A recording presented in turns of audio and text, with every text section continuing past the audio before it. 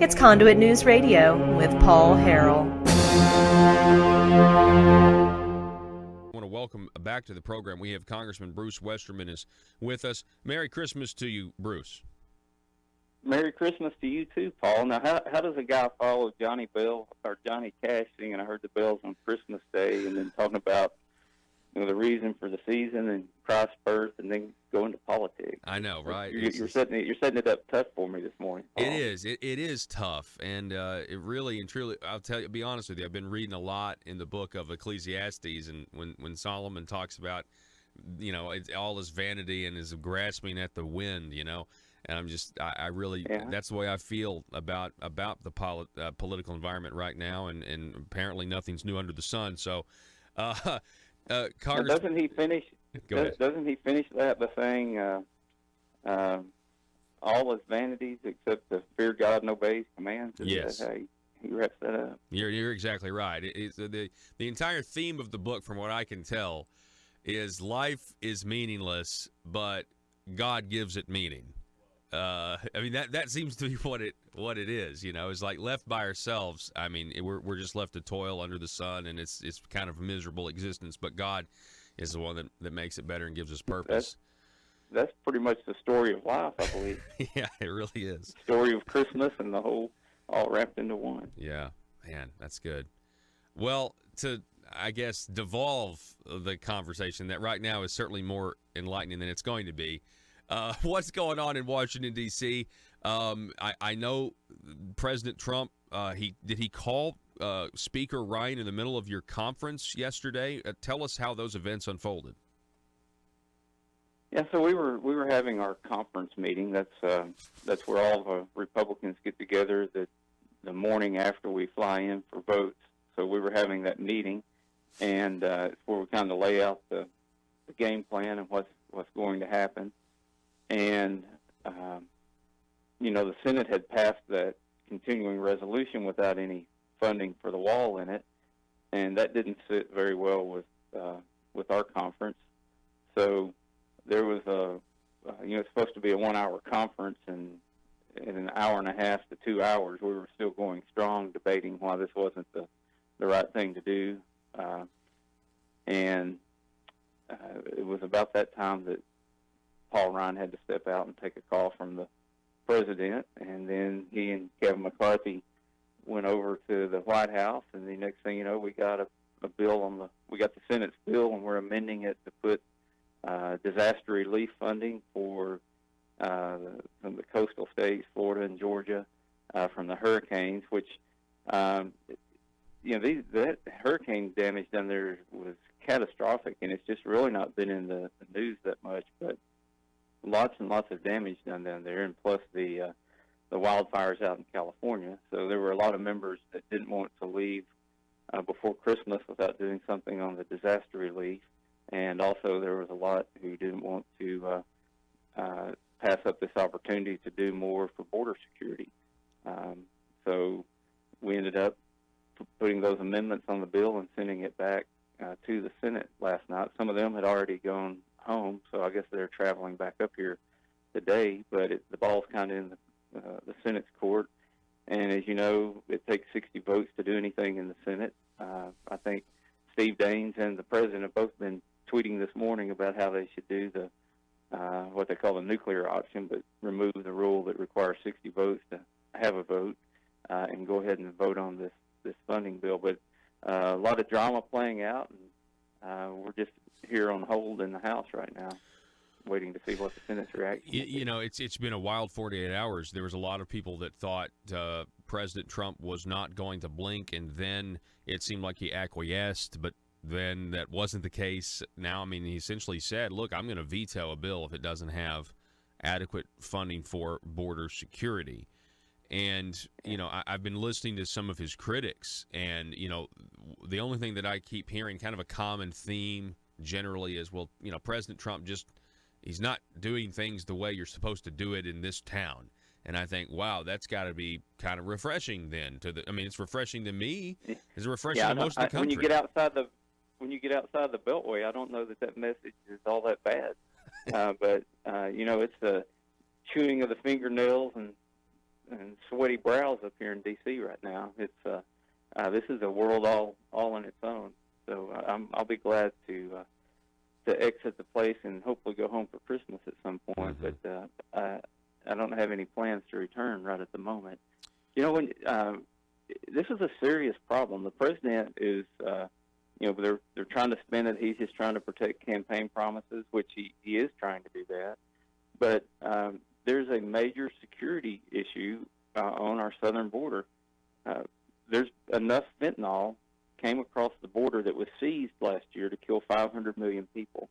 Fentanyl is now the number one killer drug in the U.S., and we seized enough to kill 500 million people. 2 to 3 milligrams is a lethal dose, and you're only talking about a ton and a half or so of fentanyl that would kill that many people, and that's what we seized along the border. There are 10 people with terrorist ties that come across the border that are seized along the border every day. And for some reason, those numbers aren't getting out into the mainstream media. But it's a legitimate concern that the president has. And it's certainly one, like you said, he campaigned on. And what's so wrong with fulfilling a campaign promise when that was your main point and that's why you got elected? I mean, you'd think even the Democrats, I mean, I know their base would revolt, but, you'd think there'd be some sort of consideration of like, well, this is what the majority of the people voted for. I mean, of course, they're going to say, well, it wasn't a popular vote, but, whatever. I mean, this is the way our system works. So, and if people will look at this for what's really happening, so a lot of it has to do with Nancy Pelosi's speakership. She's trying to fulfill promises so she can get votes to be the speaker in the next Congress, and she wasn't even really in the conversation because we had the votes to pass the bill out of the House that she said we didn't have, and we showed her yesterday we did have the votes.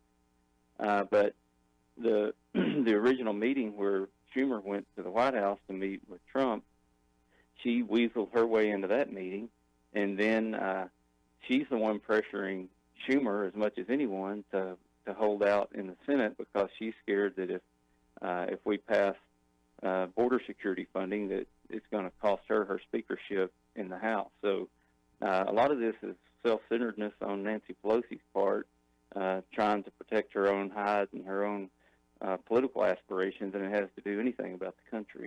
Wow. Now, see, I hadn't heard that analysis at all. So you're saying that a lot of this has to do with the fact that Nancy Pelosi's putting pressure on Schumer to not, be more,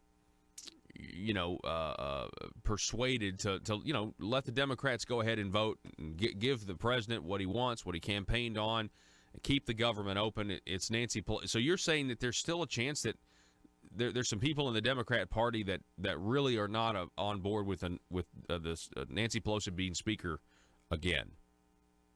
Oh yeah, and it's been a lot of that's been published. She's made promises that she'll only serve for 4 years. She's doing everything she can to secure the votes she needs to be the speaker. To my knowledge, unless they've done it and it hasn't been reported, they haven't voted in their caucus yet on who their caucus is nominating for speaker. Wow. Which that usually happens the week after election. So she's still playing internal political games, and it'll be interesting to watch how hard the left really pulls the Democratic Party. I mean, the socialists,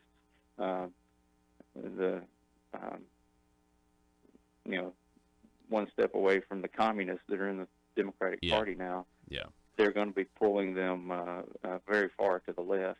I think you're right. There's some good Democrats up here that are they want what's best for the country. I mean, it's just like people want to paint with a broad brush. They're reasonable Democrats, but they're getting more and more marginalized in their party now. And you've got a growing pull to the left that's way out there to the left, almost unrecognizable. They talk about being liberal, but it's a modern sense of liberal. It's not the the classic sense of liberalism and freedom. Yeah. It's a freedom without responsibility is what they're promoting. We're talking with Congressman Bruce Westerman. So what are your thoughts? I know it's impossible to predict, but you think we're going to go towards a government shutdown? I mean, that's what it looks like. Well, we're headed that way. Fortunately, we've already funded about 75% of the government, which includes the military. And if, all these shutdowns we've had in the past, the people end up getting paid in the end. But I know that doesn't give some of those government employees a lot of comfort right now. But we're going to have to work out the differences and come up with some kind of a solution at some point. There's $5 billion isn't even the full amount it would take to secure the southern border. It's just money to do work down there, and the administration apparently has found funds from other sources that they can transfer to work in that area, but there will be legal challenges to that. Yes, there will.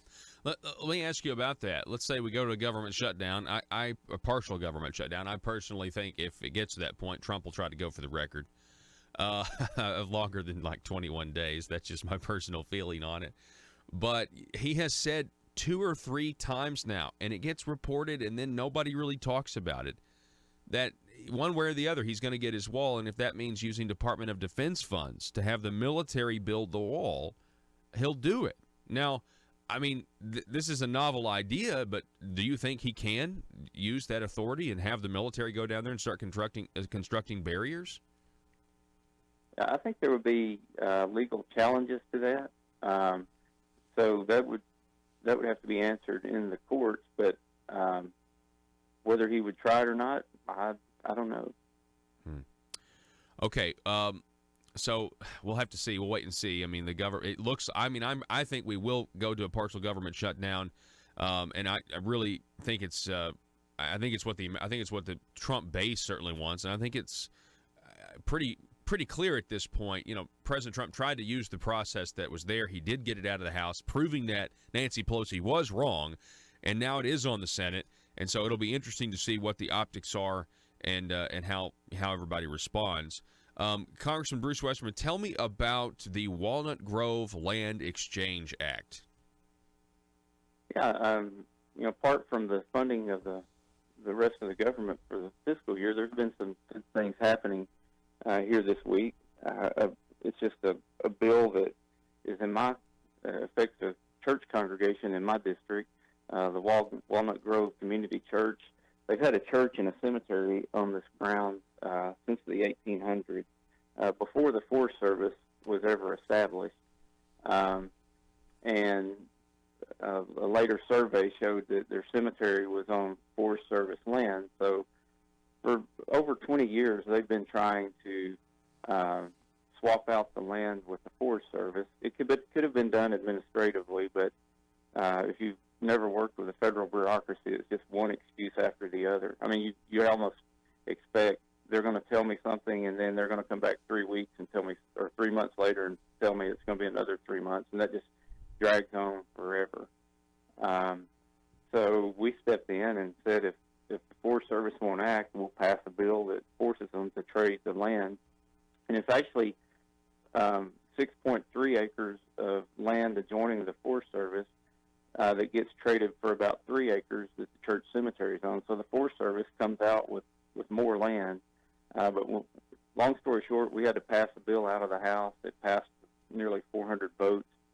And then Senator Bozeman was able to get it hotlined through the Senate this week. So that bill is going on to President Trump's desk. So that's just a small victory for the citizens of the 4th District and those parishioners there at the Walnut Grove Community Church.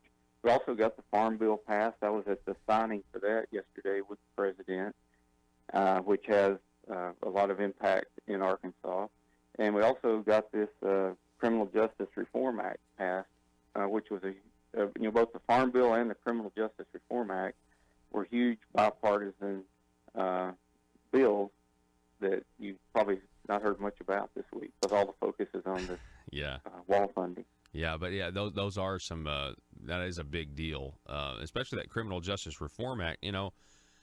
Everybody always talks about how we need to be more bipartisan, and then when we are, it doesn't really get talked about that much. So it makes me kind of think that maybe they don't really want, the media really doesn't care about being bipartisan.